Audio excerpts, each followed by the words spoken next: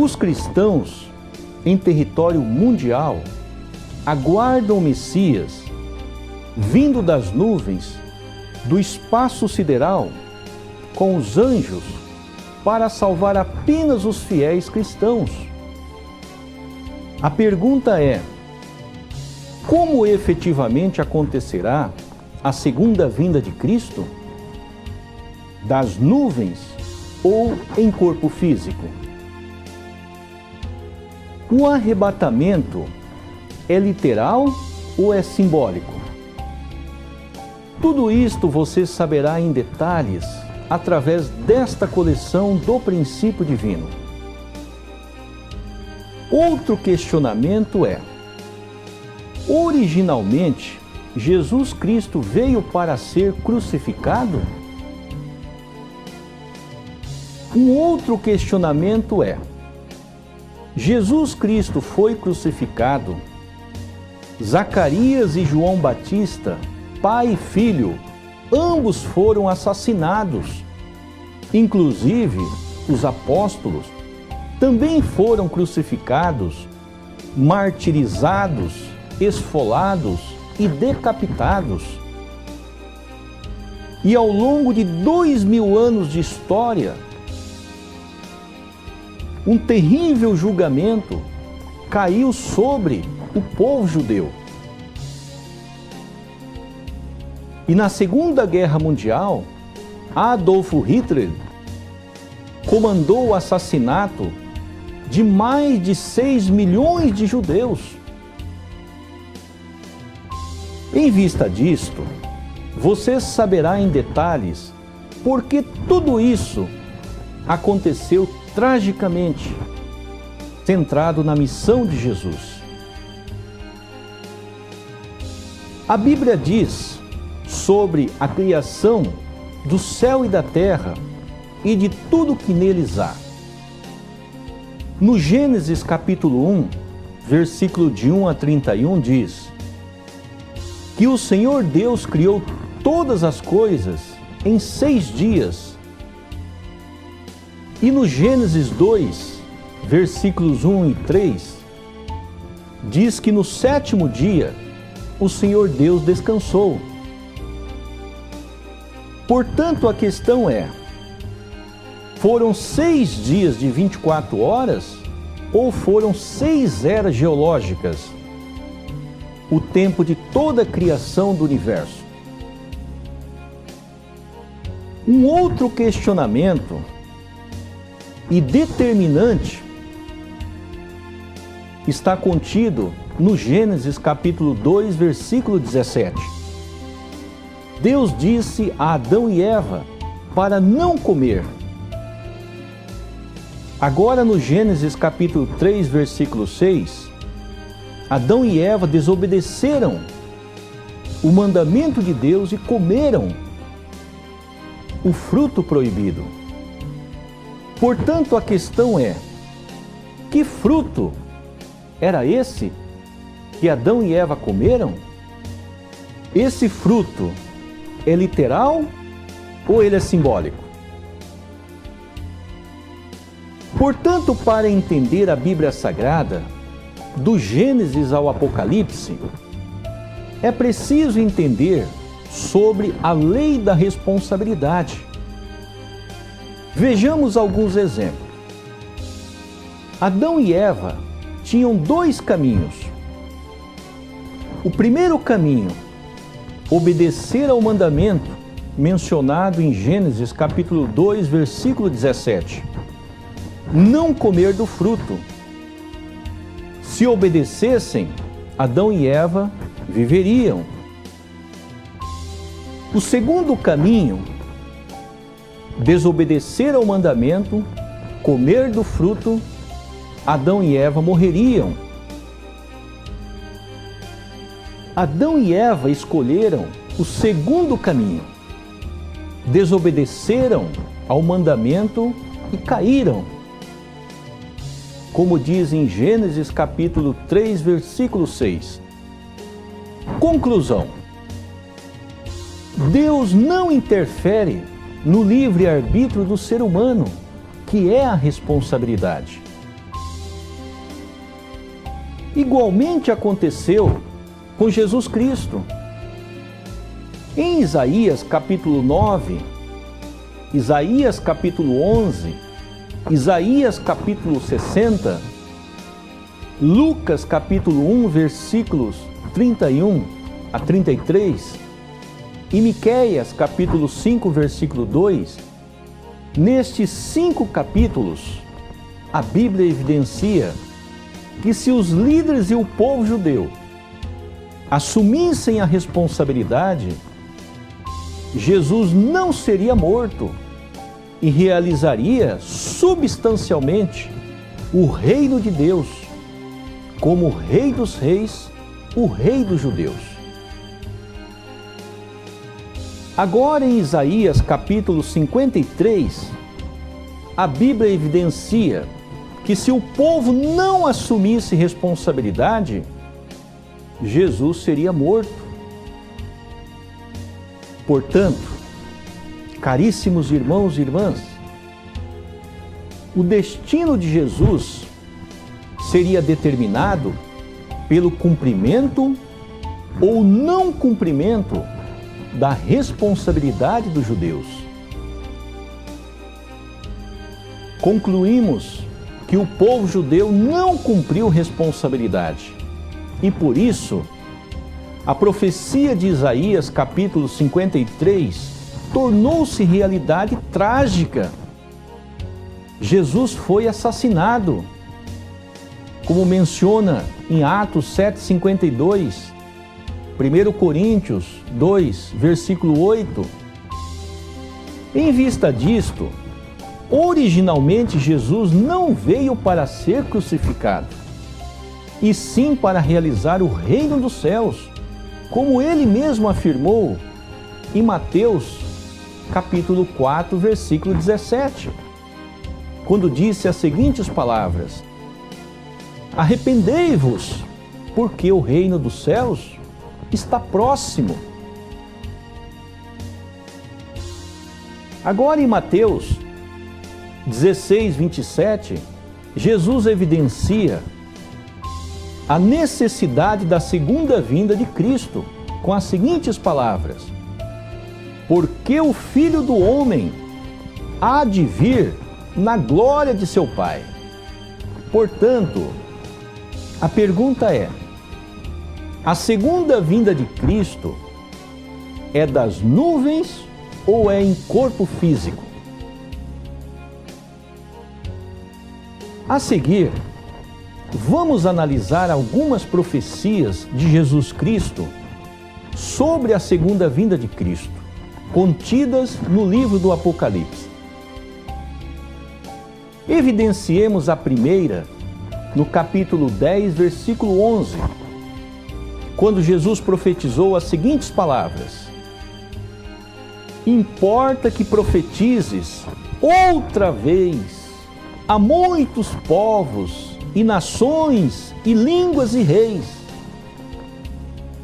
Portanto, queridos irmãos e irmãs, a questão é: como Cristo em sua segunda vinda poderá profetizar outra vez a muitos povos, a nações, a línguas e a reis, se vier nas nuvens ou das nuvens literais?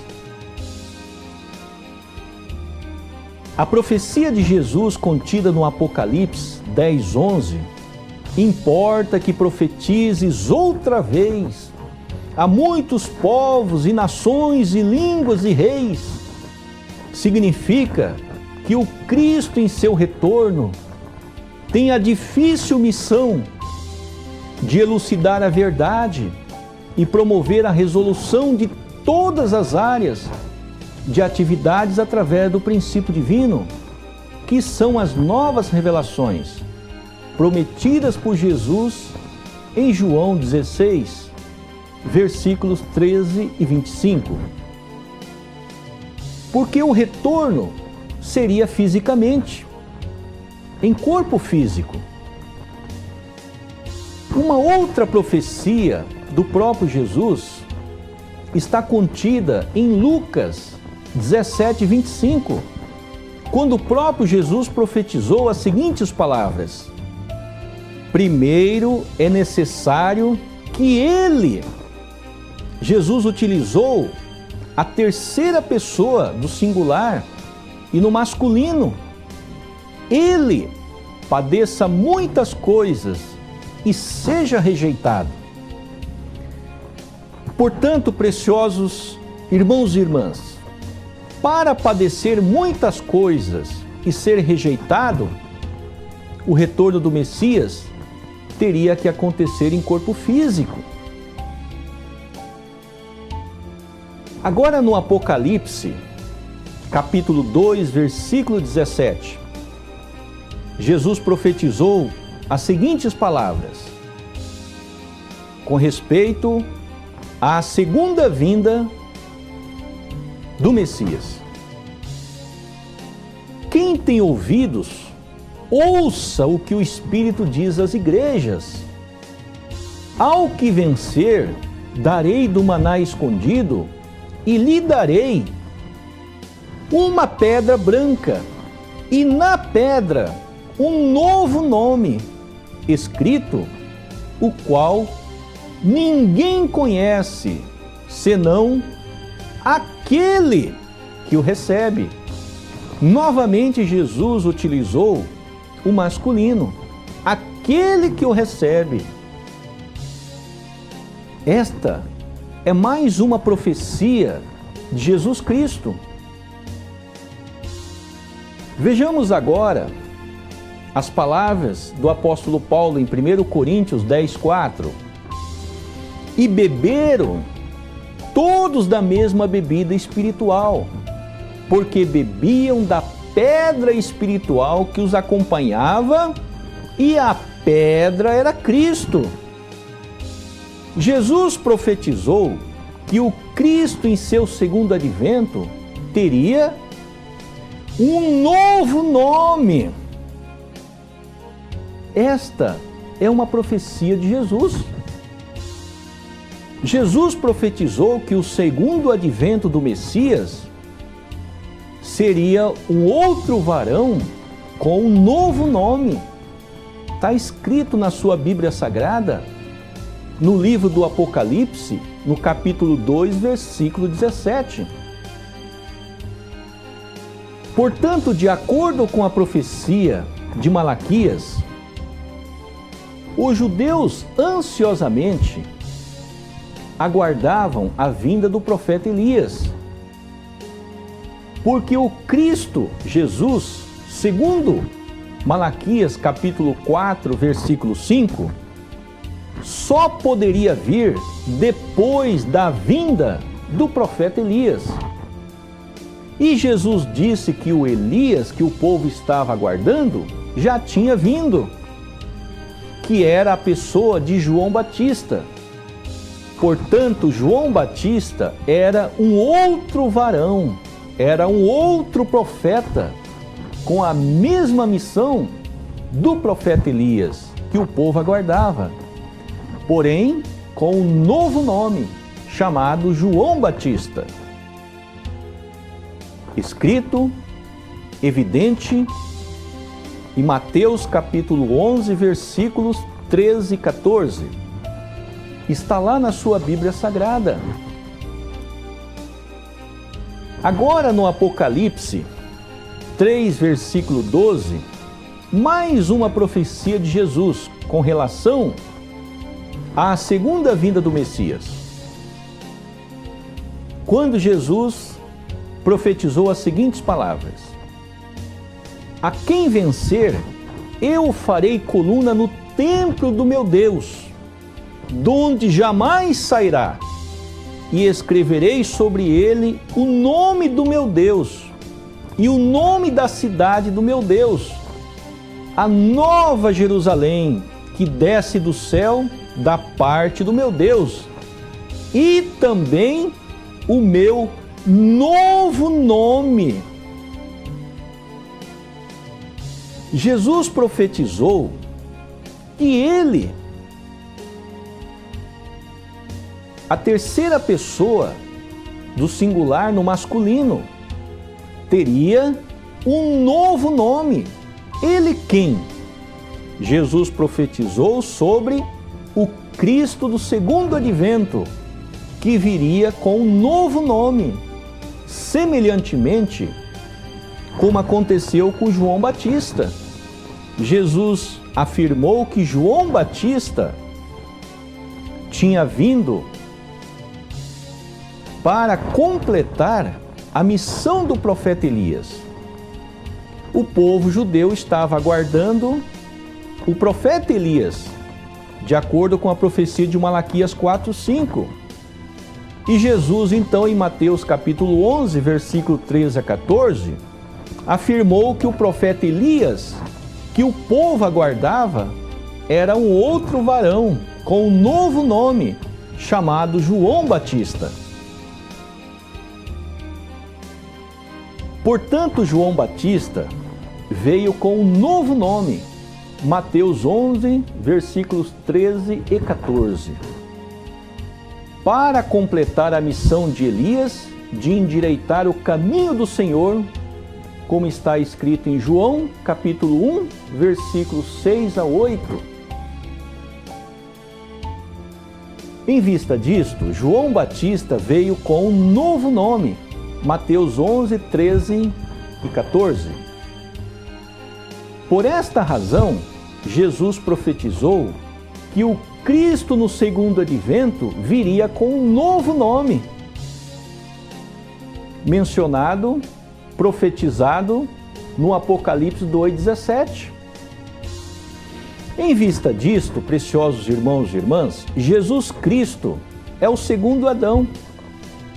E o Cristo do segundo advento é o terceiro Adão, para completar a missão de Jesus Cristo como sucessor de Jesus Cristo. A providência da restauração se repete até que a responsabilidade e o fundamento sejam estabelecidos em nível mundial. Portanto, a conclusão destas passagens bíblicas são: João Batista veio com um novo nome, Mateus 11, 13 e 14, e o Cristo do segundo advento também com um novo nome, de acordo com a profecia do Senhor Jesus no Apocalipse 2,17 e Apocalipse 3,12. Portanto, de acordo com estes gráficos, está evidenciado as passagens bíblicas também na sua Bíblia Sagrada. Agora no Apocalipse capítulo 5, versículo 5 diz: E disse-me um dentre os anciãos: Não chores, eis que o leão da tribo de Judá, a raiz de Davi, venceu para abrir o livro e romper os 7 selos. O Cristo só poderá abrir o livro e romper os 7 selos se vier em corpo físico. Portanto, o livro que o leão da tribo de Judá deveria abrir é o princípio divino. E os 7 selos são o princípio da criação, 2, a queda do homem, 3, escatologia e história humana, 4, o quarto selo, a missão do Messias, o quinto selo, ressurreição, o 6º selo, predestinação e o 7º selo, cristologia. Estes são os 7 selos, a primeira parte do princípio divino. Em João, capítulo 16, versículo 12, 13, 25, Jesus evidenciou com as seguintes palavras: Tenho muito que vos dizer,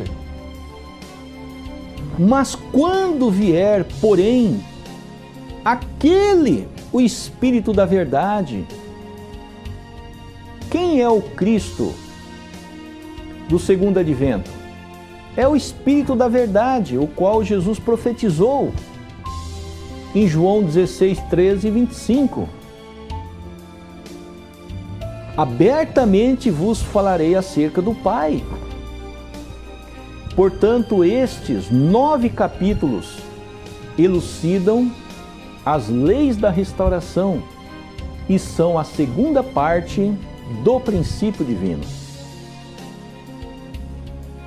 Cerca de 98 anos após a crucificação de Jesus, o próprio Jesus profetizou estas palavras. Apocalipse 22, 14. Bem-aventurados aqueles que lavam as suas vestes, que é o corpo físico. As vestes do Espírito é o corpo físico. No sangue do Cordeiro, para que tenham direito à árvore da vida e possam entrar na cidade pelas portas.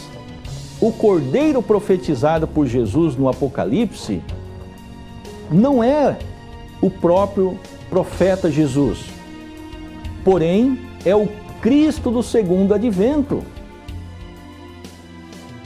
Esta profecia de Jesus já está evidente em 197 países no modo substancial.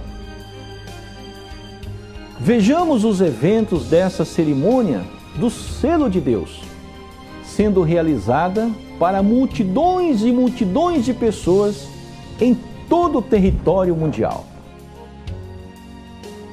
Nesta foto, visualizamos a bênção, o selo de Deus, concedido para 36 casais no dia 15 de maio de 1961, na sede central em Chumpadão, na Coreia.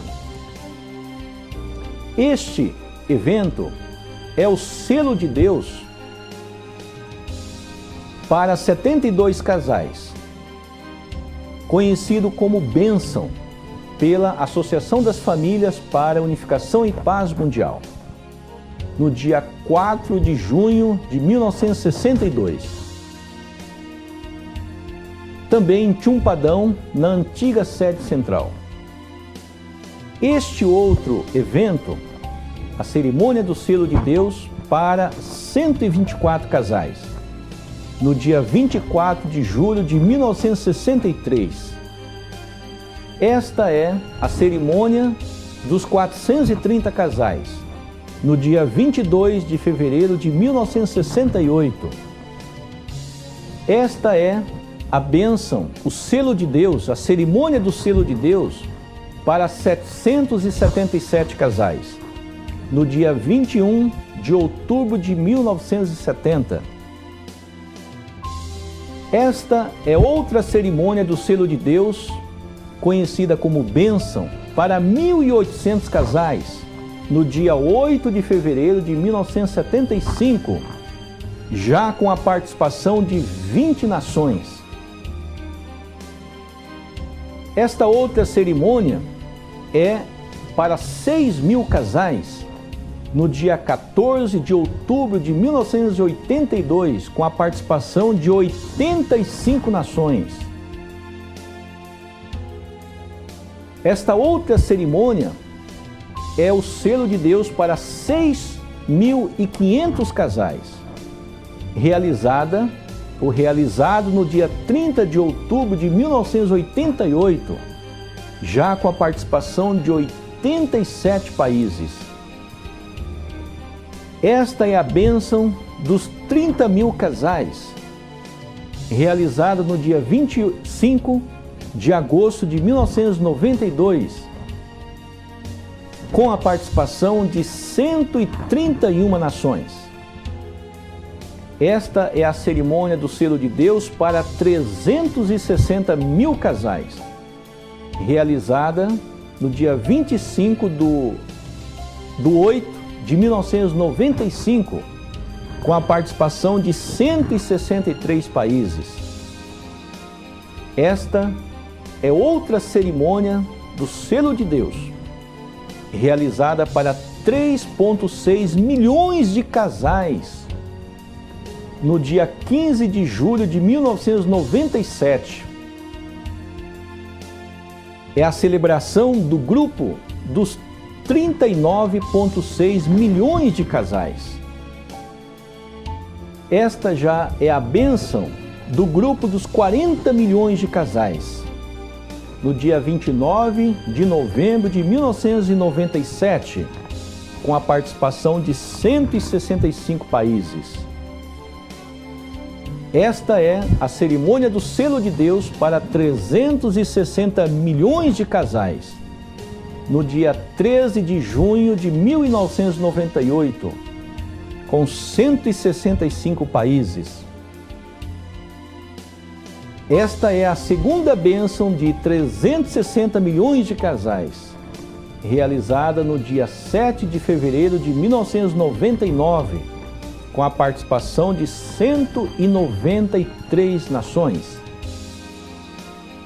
Esta é a bênção de 400 milhões de casais, realizada no dia 13 de fevereiro do ano 2000, também com a participação de 193 países.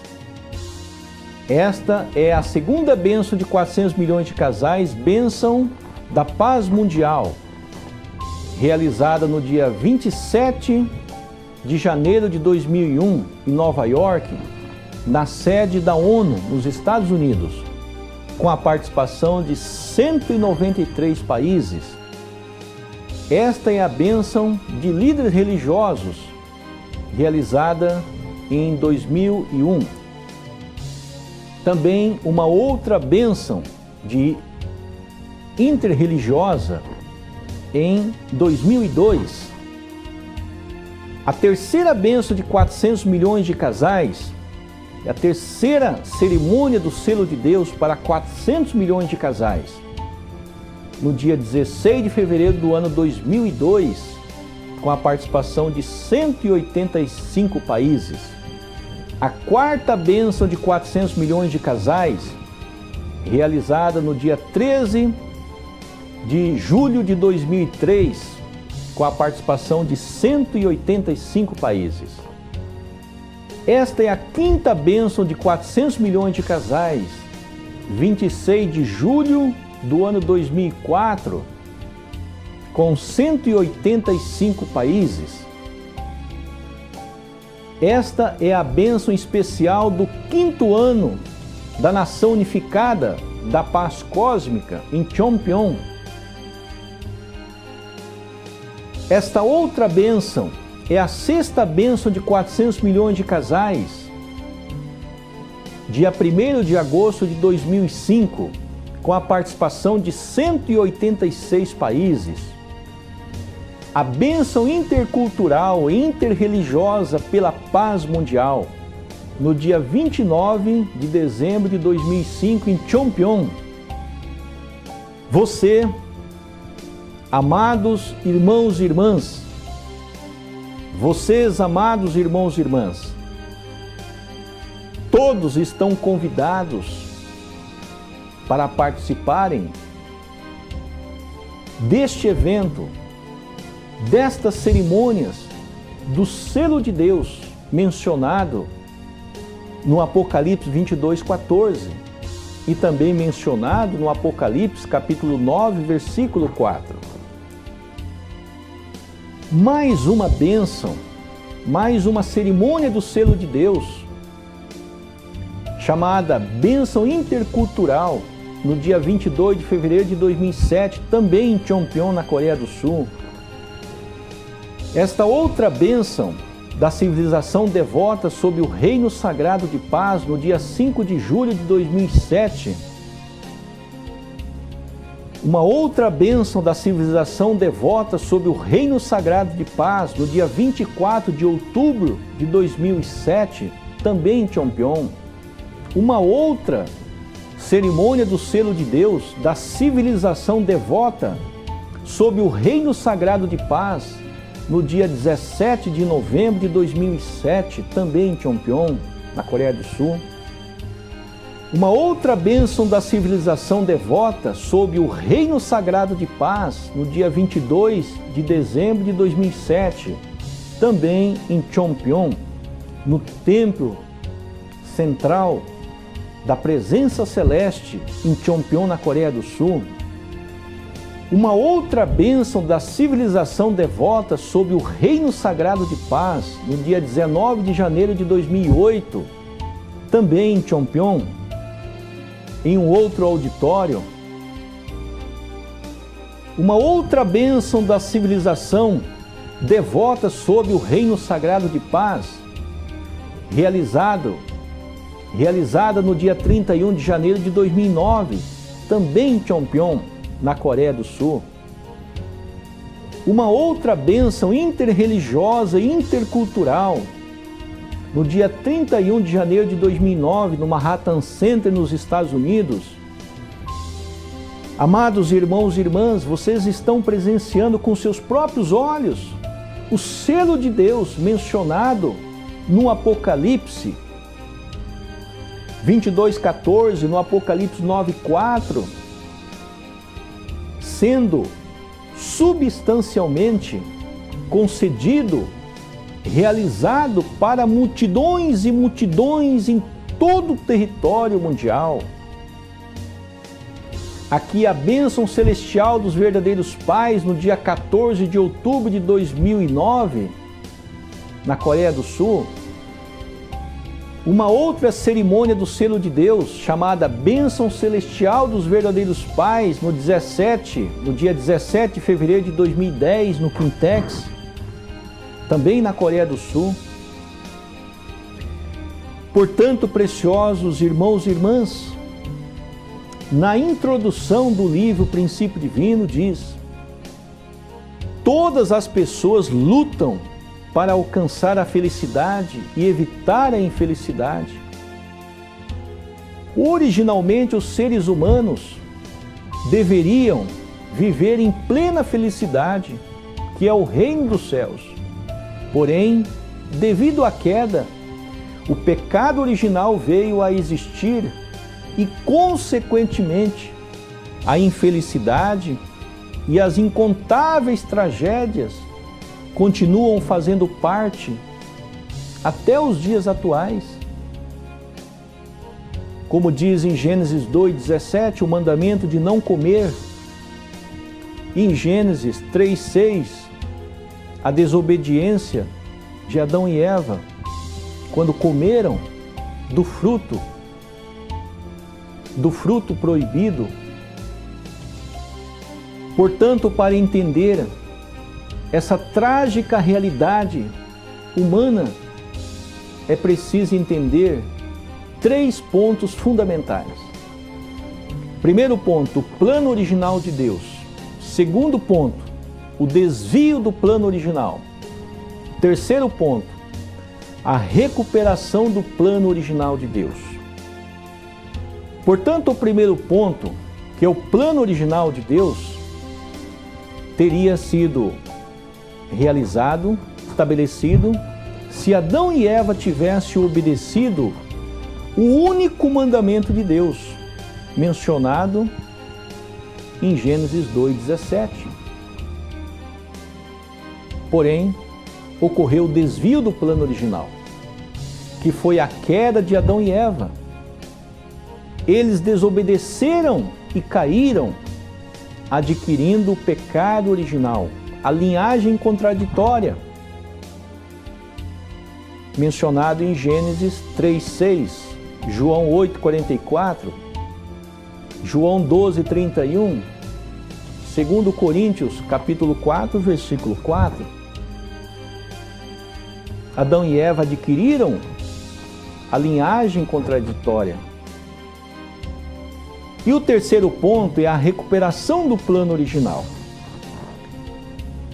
A recuperação do plano original de Deus foi a necessidade de Deus enviar o Messias para erradicar o pecado original nos 2 aspectos, no aspecto espiritual e no aspecto físico.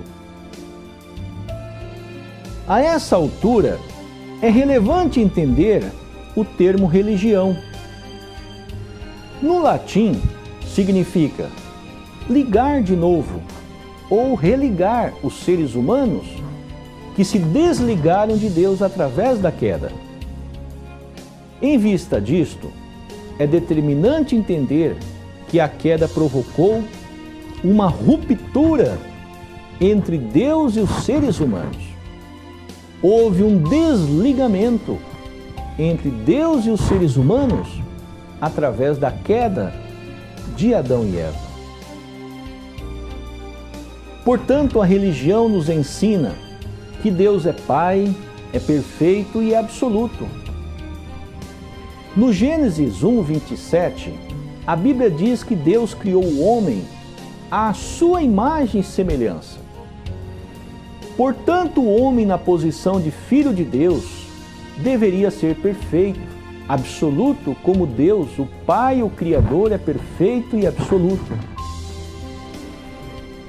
O homem não pôde tornar-se à semelhança de Deus devido à queda, elucidada na Bíblia em Gênesis 2:17 e Gênesis 3, versículo 6.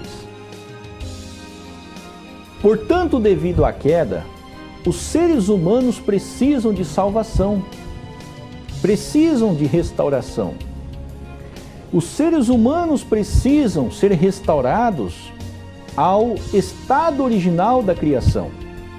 Lemos em Isaías 46:11: chamando do Oriente uma ave de rapina, e de um país remoto o homem do meu conselho. Sim, eu disse, e eu cumprirei. Formei esse propósito e também o executarei. Indubitavelmente, Deus irá restaurar seus filhos e filhas do mundo decaído para o mundo ideal. Devido à queda, o inferno passou a existir. Como menciona em João 12:31, Satanás é chamado de príncipe deste mundo.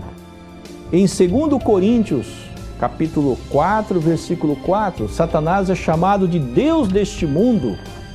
E em João 8:44 diz que Satanás é o pai da humanidade.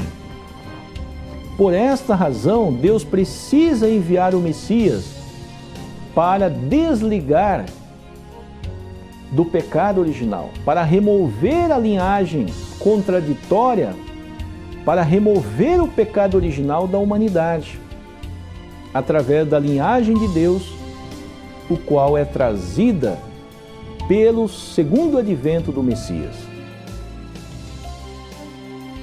Agora, através deste gráfico, evidenciamos a lei do período de tempo e a lei da responsabilidade. Adão e Eva deveriam ter trilhado um curso vertical de aperfeiçoamento, que são os 3 estágios de crescimento. Porém, no alto grau do estágio de crescimento, Adão e Eva se desviaram do princípio e caíram no estágio inferior ao que foram criados, como evidencia em Romanos 8:21. A própria criação há de ser liberta do cativeiro da corrupção. Assim, Deus teve que trabalhar ao longo da história, através de Adão, na família de Adão, com Caim e Abel, Noé, Abraão, Moisés, Jesus. E quando o povo judeu falhou, Deus prometeu o retorno de Cristo. Portanto, na época de Noé, a providência foi a arca. Abraão com as ofertas, Moisés com as leis, os 10 mandamentos, e Jesus com o Evangelho. Agora, neste tempo do retorno de Cristo, a providência são as novas revelações. Uma das evidências lemos em 1 Coríntios 13, versículos 9 e 10, quando o apóstolo Paulo profetizou as seguintes palavras: Porque em parte, que é o Evangelho, conhecemos, e em parte, que é o Evangelho, profetizamos. Mas quando vier o que é perfeito, o Cristo do segundo advento, Paulo estava falando do segundo advento de Cristo. Quando vier o que é perfeito, que é o Cristo do segundo advento, então o que é em parte, que é o Evangelho, será aniquilado. Aniquilado significa que o Evangelho seria destruído, que seria substituído pelas novas revelações contidas no livro do princípio divino, trazida pelo Cristo do segundo advento. Os períodos providenciais paralelos, desde o Gênesis ao Apocalipse, os quais transcorreram 6.000 anos bíblicos, nos evidenciam que houve sucessivas falhas das figuras centrais, com a providência de Deus.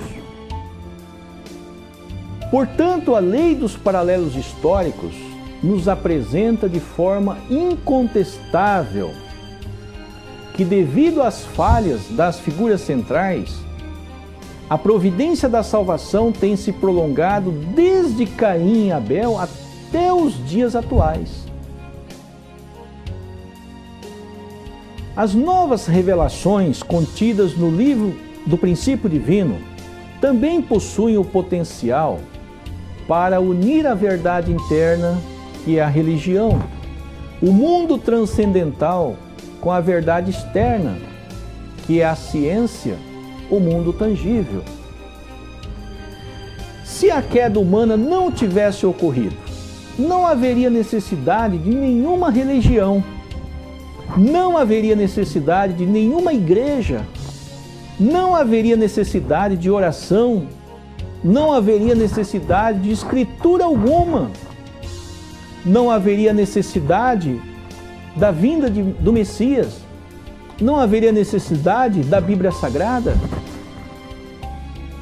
Portanto, neste tempo do cumprimento das Escrituras, com o retorno de Cristo fisicamente, todas as ideologias e religiões devem ser unificadas sob um único Deus, através do Cristo do segundo advento. Por essa razão, o princípio divino, que contém as novas revelações profetizadas por Jesus Cristo em João 16, versículo 13 e 25, devem ter o potencial para definitivamente estabelecer o ideal de Deus, que é o reino dos céus, tanto na terra quanto no mundo espiritual. Exatamente como Jesus profetizou no Apocalipse 5:5, que o Cristo em seu retorno deveria abrir o livro e romper os 7 selos e elucidar todos os mistérios da Bíblia Sagrada, os mistérios concernentes às leis da restauração, para estabelecer o padrão de famílias ideais em todo o território mundial, para definitivamente estabelecer o ideal de Deus. As famílias divinas são as células máteres de um mundo sob um único Deus. Portanto, amados irmãos e irmãs, no Apocalipse 22, versículos 18 e 19, Jesus nos adverte: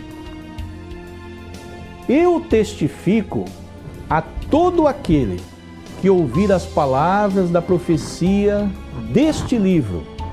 Se alguém lhes acrescentar alguma coisa, Deus lhe acrescentará as pragas que estão escritas neste livro. E se alguém tirar qualquer coisa das palavras do livro desta profecia, Deus lhe tirará a sua parte da árvore da vida e da cidade santa, que estão descritas neste livro. Para concluir esta introdução, vejamos os 16 capítulos do Seminário de 7 Dias. Este é o capítulo 1, intitulado Os Princípios da Criação. Este é o capítulo 2, A Queda Humana. O capítulo 3, Escatologia e História Humana. Capítulo 4, A Missão do Messias. Capítulo 5, Ressurreição. Capítulo 6, Predestinação. Capítulo 7, Cristologia. Capítulo 8, A Providência da Restauração. Capítulo 9, A Providência da Restauração na família de Adão. Capítulo 10, A Providência da Restauração na família de Noé. Capítulo 11, A Providência da Restauração na família de Abraão. Capítulo 12, Moisés na providência da restauração. Capítulo 13, Jesus na providência da restauração. Capítulo 14, os períodos providenciais paralelos. Capítulo 15, o período de preparação para a segunda vinda do Messias. Capítulo 16, o segundo advento de Cristo. Assim, preciosos irmãos e irmãs em Cristo, chegamos ao final desta introdução. A seguir, vamos nos encontrar na próxima conferência, intitulada O Princípio da Criação. Um muitíssimo obrigado pela sua relevante atenção e que Deus os ilumine agora e sempre. Um muito obrigado.